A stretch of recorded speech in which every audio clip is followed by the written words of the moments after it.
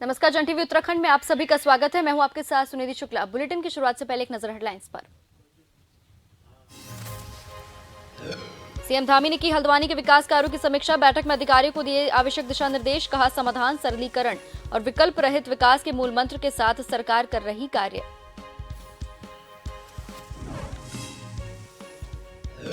भाजपा कार्यकर्ताओं को जल्द मिल सकती है दायित्वों की सौगात। सरकार स्तर पर कसरत हुई शुरू। उधर पीसीसी चीफ करण महारा ने किया पलटवार।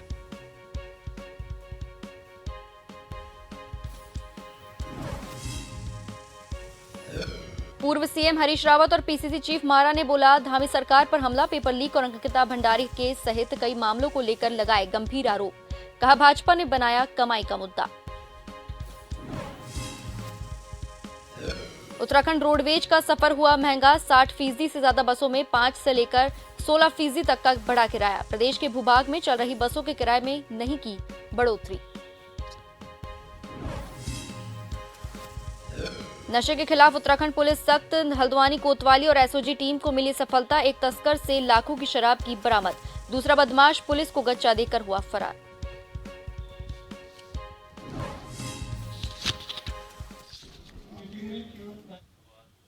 अब खबरें विस्तार से।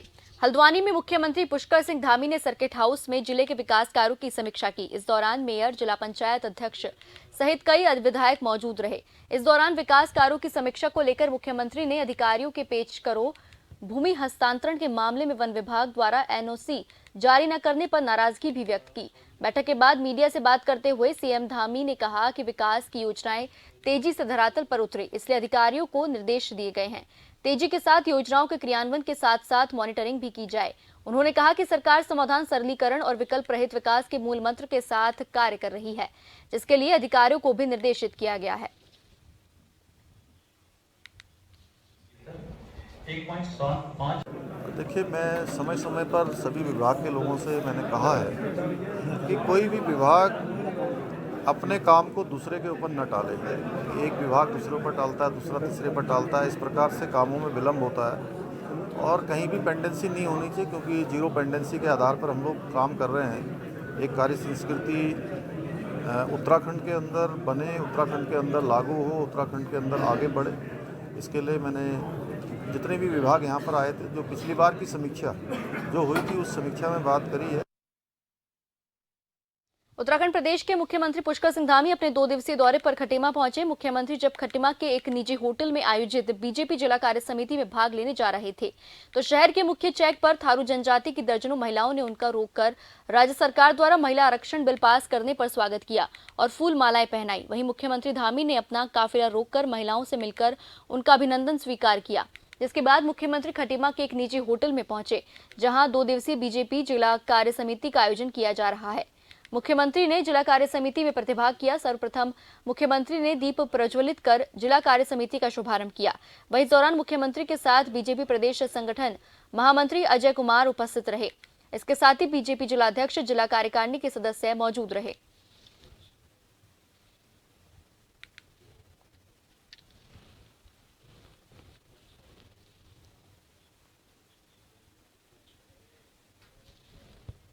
उत्तराखंड में भाजपा कार्यकर्ताओं को जल्द ही धामी सरकार में दायित्व की सौगात मिल सकती है, जिसको लेकर संगठन से लेकर सरकार स्तर पर कसरत शुरू हो गई है। शासन के द्वारा जिन निगमों में दायित्वधारियों के पद खाली है, उनका ब्यौरा अगले 3 दिनों के भीतर मंगाने के निर्देश दिए गए हैं। वहीं भाजपा प्रदेश अध्यक्ष महेंद्र भट्ट का कहना है कि जल्द ही संगठन अपने उन नेताओं की लिस्ट सरकार को सौंप देगी जो वरिष्ठ नेता पार्टी के हैं और पार्टी के लिए वह अहम योगदान भी निभा रहे हैं। वहीं कांग्रेस प्रदेश अध्यक्ष करण महारा का भी बयान दायित्व दिए जाने पर आया। करण महारा का कहना है कि सरकार को जल्द ही दायित्व को बांट देना चाहिए, ताकि जो मंत्री काम नहीं कर पा रहे, उनके काम दायित्वधारी कुछ हद तक निपटा सके।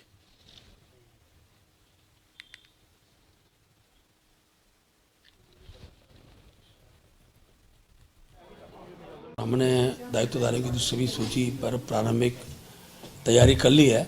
हम इसी महीने संगठन की ओर से माननीय मुख्यमंत्री को सूची दे देंगे और मुझे पूरी उम्मीद है कि यथाशीघ्र दायित्वधारी हमारे इसमें बन जाएंगे और खास तौर पर हम वरिष्ठ कार्यकर्ताओं को प्रथम सूची में महत्व देने वाले हैं। अच्छे लोगों को दायित्व दें ताकि जो ये अपने जिम्मेदारियों को मंत्रीगण पूरा नहीं करे, शायद दायित्वदारियों की मदद से वो पूरा हो सके।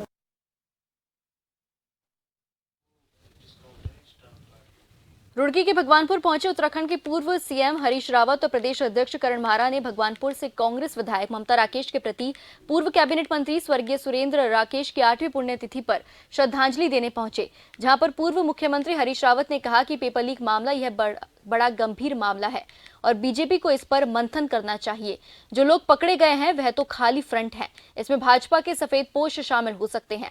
भाजपा ने इसकी कमाई का मुद्दा बनाया है, जबकि पब्लिक सर्विस कमीशन की परीक्षा है संदेह के घेरे में आ गई है। वहीं प्रदेश अध्यक्ष करण मारा ने बीजेपी पर निशाना साधते हुए कहा कि इस समय प्रदेश में चाहे कोई भी प्रकरण हो, अंकिता भंडारी केस की बात की जाए या फिर ट्रिपल एसएससी की बात हो, सब जगह बीजेपी के कार्यकर्ताओं के नाम आ रहे हैं। वहीं कार्यक्रम में खानपुर से विधायक उमेश कुमार भी श्रद्धांजलि देने पहुंचे। इस दौरान भगवानपुर विधायक ममता राकेश ने श्रद्धांजलि देने पहुंचे सभी दलों के लोगों का आभार जताया।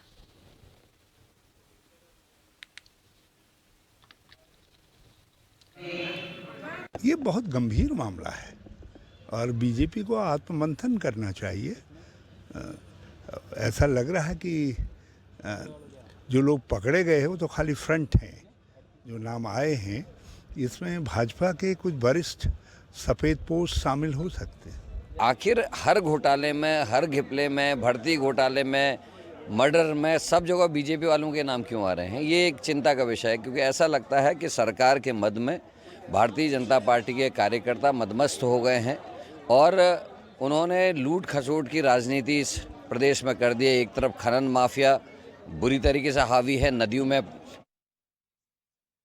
जोशीमठ से करीबन 16 किलोमीटर की दूरी पर तपोवन न्याय पंचायत मौजूद है और इसी तपोवन न्याय पंचायत में आता है गंगा पार भंग्यूल गांव, जो गांव थोली गंगा के समीप बसा हुआ है। आपको बता दें कि भंग्यूल गंगा पार गांव तक जाने के लिए वाहन से नहीं बल्कि करीबन 1 किलोमीटर खड़ी चढ़ाई पार करनी होती है। आपदा को 2 वर्ष का समय पूरा हो चुका है और इसी आपदा के दौरान भंग्यूल गांव गंगा पार गांव तक जाने वाला मुख्य पुल भी अब उसी त्रासदी की भेंट चढ़ गया था। हालांकि 2 वर्ष का समय पूरा हो चुका है, लेकिन आज तक गंगा पार भंग्यूल गांव तक जाने वाला मुख्य पैदल पुल नहीं बन पाया है।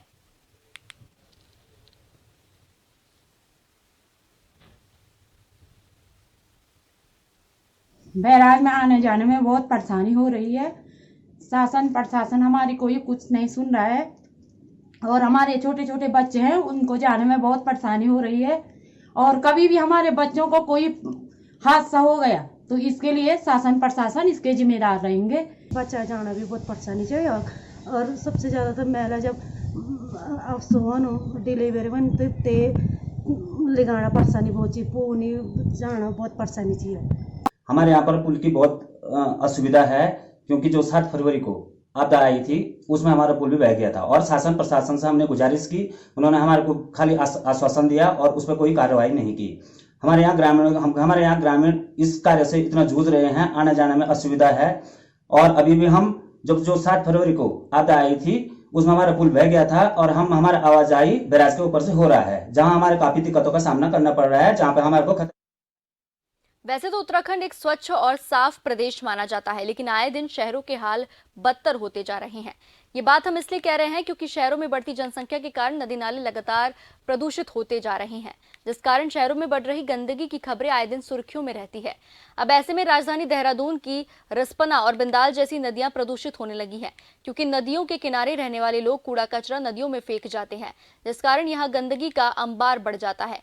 हालांकि अब देहरादून नगर निगम ने संज्ञान लेकर गंदगी के अंबार के चलते नदियों की साफ सफाई करना शुरू कर दिया है। रिस्पना और बिंदाल जैसी नदियों को लेकर निगम अब अपनी भूमिका निभा रहे हैं। हालांकि समय समय पर निगम द्वारा यह अवगत भी कराया जाता है कि शहरों का कूड़ा नदी नालों में ना फेंका जाए।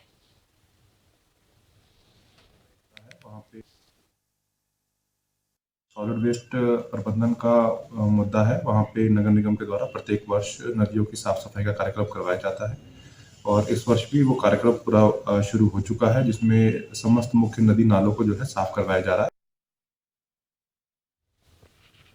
अतिक्रमण के खिलाफ अब राज्य सरकार सख्त हो गई है। राजधानी देहरादून में लगातार अतिक्रमण हटाओ अभियान चल रहा है। अभियान के दूसरे चरण में राजधानी देहरादून के रायपुर रोड पर अतिक्रमण हटाओ अभियान शुरू किया गया। पुलिस प्रशासन और नगर निगम की संयुक्त टीम द्वारा यह अतिक्रमण हटाया जा रहा है।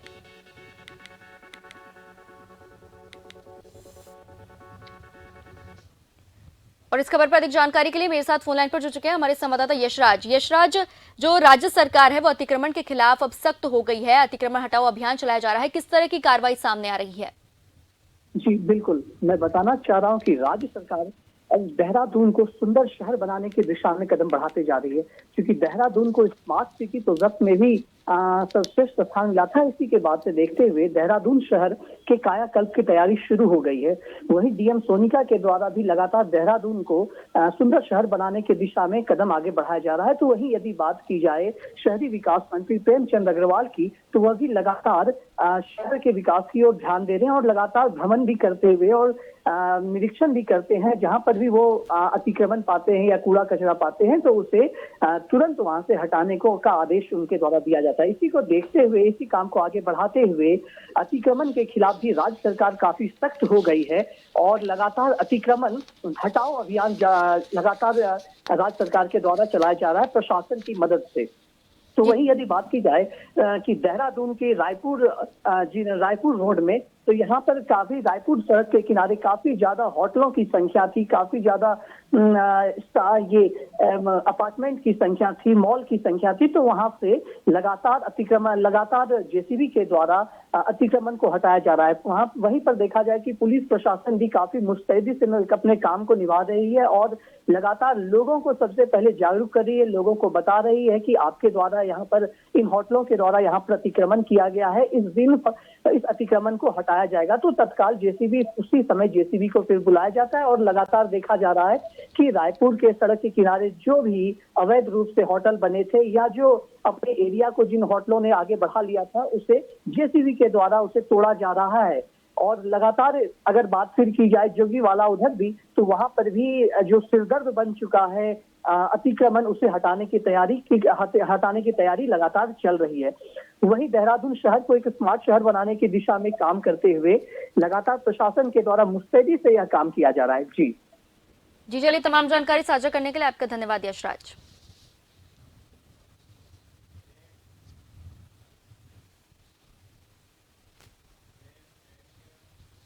तो चलिए, वक्त तो चला एक छोटे से ब्रेक का, जल्द लौटेंगे, बने रहिए जन टीवी के साथ।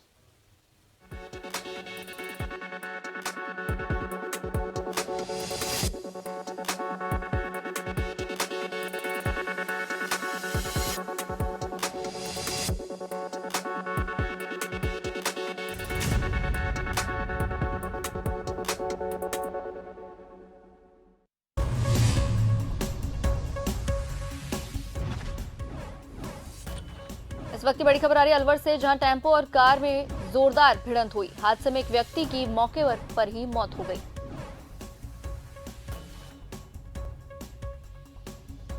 किशनगढ़ वास माचा गांव के पास की ये पूरी घटना है। पुलिस इस पूरे मामले की जांच में जुट गई है।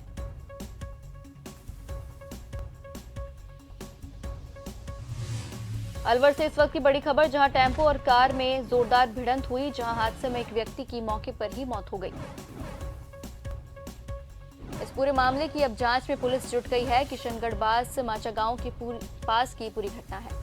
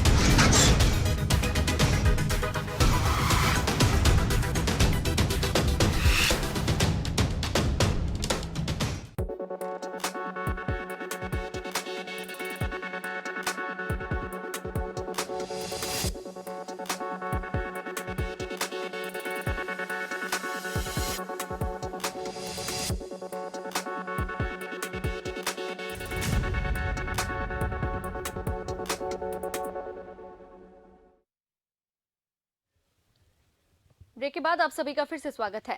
उत्तराखंड रोडवेज का अब सफर महंगा हो गया है। रोडवेज को 60% से ज्यादा बसों में 5 से लेकर 16% तक किराया बढ़ा दिया गया है। देहरादून से दिल्ली का किराया 45 और हल्द्वानी का 30 रुपए बढ़ा है। दिल्ली, यूपी, हरियाणा के साथ ही कुमाऊं मंडल से गढ़वाल और गढ़वाल मंडल से कुमाऊं मंडल में आवाजाही करने वाली बसों में भी किराया बढ़ गया है।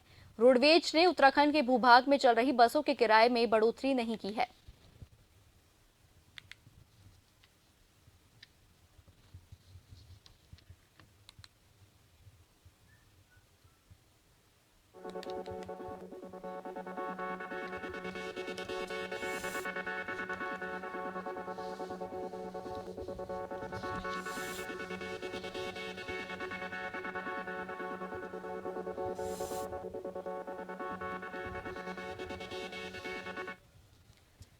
और इस खबर पर अधिक जानकारी के लिए मेरे साथ फोन लाइन पर जुड़ चुके हैं हमारे संवाददाता हिमांशु बरमूला। हिमांशु, उत्तराखंड रोडवेज का जो सफर है वो अब महंगा हो गया है, क्या कुछ कहना है इस पर?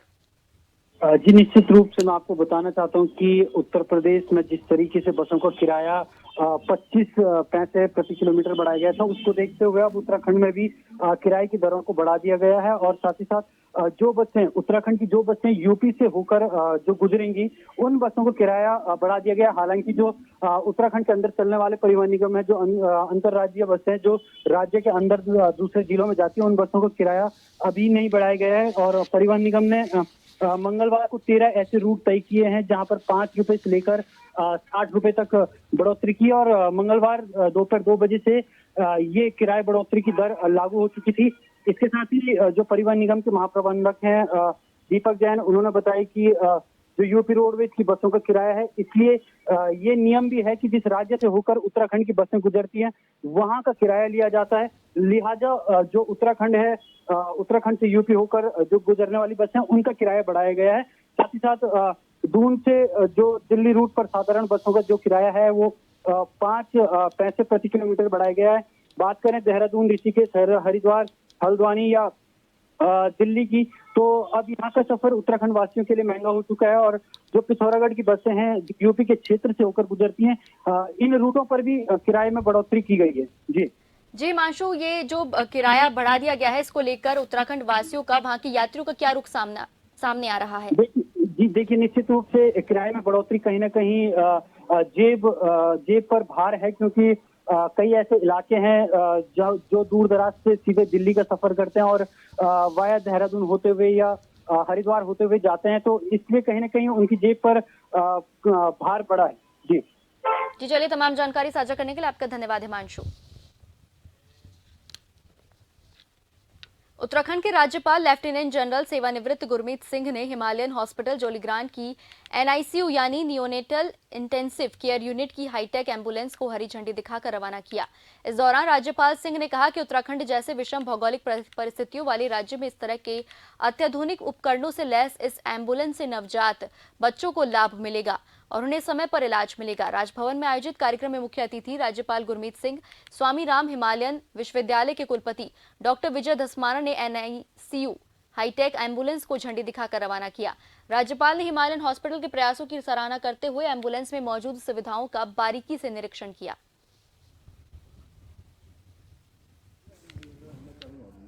हिमालयन हॉस्पिटल की जो न्यू बॉर्न बेबीज़ को ट्रांसपोर्ट करने के लिए एक नई एम्बुलेंस को झंडा दिखा करके महामहिम राज्यपाल जी ने उसको आज उसका एक तरह से विधिवत उद्घाटन किया है।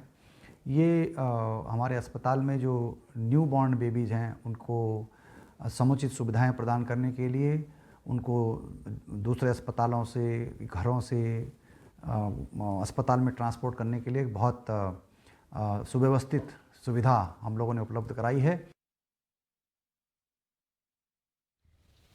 वहीं अब चारधाम यात्रा में इस बार निजी वाहनों के लिए ट्रिप कार्ड जरूरी कर दिया गया है। परिवहन विभाग इसको लेकर एक ऐप तैयार कर रहा है। यात्रा के दौरान ग्रीन कार्ड और ट्रिप कार्ड बनाने की सुविधा इस बार मोबाइल ऐप के माध्यम से मिलेगी। केदारनाथ, बद्रीनाथ सहित चारधाम यात्रा में इस बार निजी वाहनों के लिए ट्रिप कार्ड जरूरी किया गया है। इसके बिना प्राइवेट गाड़ियों की चारधाम यात्रा रूट पर नो एंट्री अप्रैल में यह ऐप लॉन्च करने की तैयारी है। ट्रिप कार्ड से प्रत्येक रूट पर जाने वाले वाहनों का ब्यौरा तैयार किया जाएगा। उसमें सवार यात्रियों की संख्या और विवरण भी विभाग के पास उपलब्ध रहेगा। यात्रा के दौरान सभी पहलुओं पर नजर रखी जा सकेगी।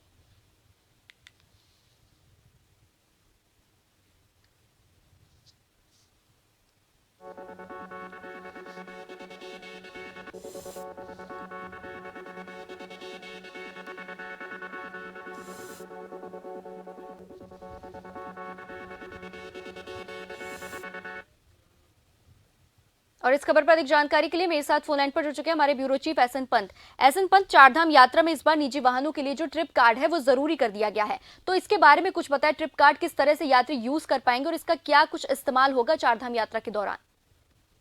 बिल्कुल स्फूर्ति, आपको बताना चाहूंगा जिस तरीके से उत्तराखंड की जो आर्थिकी है, यानी आर्थिक आधार की जो रीढ़ है वो चारधाम यात्रा है, और चारधाम यात्रा के लिए सुव्यवस्थित हो, सुगम हो, सुरक्षित हो, इसके समय समय पर अपने अनुभव के आधार पर अधिकारियों के जरिए मुझे दिशा निर्देश देते हुए यात्रा को तरीके से संचालित करने का प्रयास करती है। क्योंकि उत्तराखंड में 2000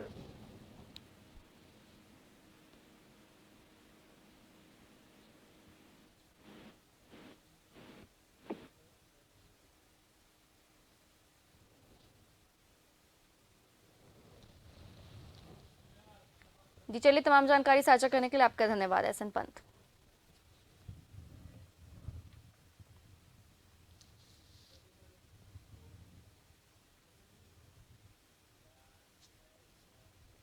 हल्द्वानी कोतवाली पुलिस और एसओजी की टीम को एक बड़ी सफलता मिली है, जहां टीम ने भोटिया पड़ाव क्षेत्र के गोविंदपुरा से 50 पेटी अवैध शराब के साथ एक तस्कर को गिरफ्तार किया। पकड़ा गया तस्कर सुभाष नगर का रहने वाला मोन्टू है, जबकि उसका साथी अमन गांधी अभी फरार है। पकड़ी गई शराब की कीमत 10 लाख रुपए बताई जा रही है। यही शराब तस्करी के लिए एक घर में लाई जा रही थी। जानकारी देते हुए सीओ भूपेंद्र सिंह धोनी ने बताया कि लंबे समय से क्षेत्र में शराब तस्करी की शिकायत मिल रही थी, जिस पर टीम ने छापा मारकर बड़ी कार्रवाई की। पकड़े गए तस्कर से पुलिस पूछताछ कर रही है कि आखिर वो ये शराब कहां से लाया था और किससे सप्लाई करने वाला था।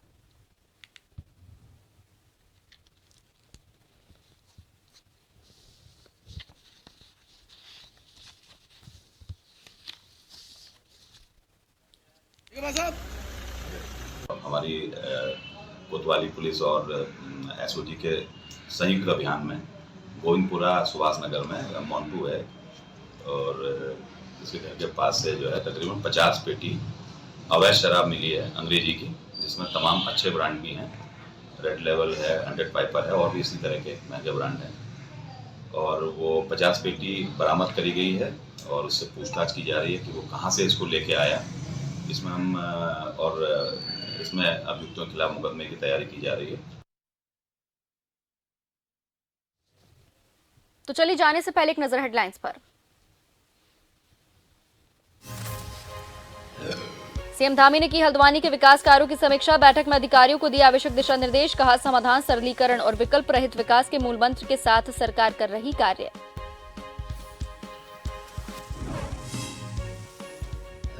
भाजपा कार्यकर्ताओं को जल्द मिल सकती है दायित्वों की सौगात। सरकार स्तर पर कसरत हुई शुरू। उधर पीसीसी चीफ करण माहरा ने किया पलटवार।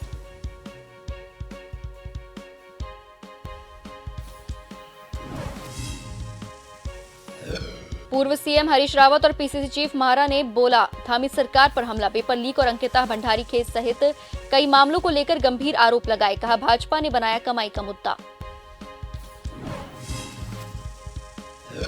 उत्तराखंड रोडवेज का सफर हुआ महंगा। 60% से ज्यादा बसों में 5 से लेकर 16% तक का बढ़ा किराया। प्रदेश के भूभाग में चल रही बसों के किराए में नहीं बढ़ोतरी।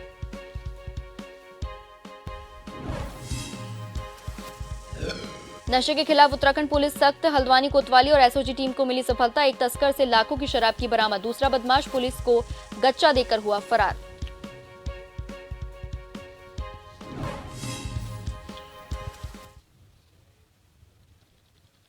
इन्हीं सब खबरों के साथ फिलहाल के लिए जन टीवी उत्तराखंड में बस इतना ही। नमस्कार।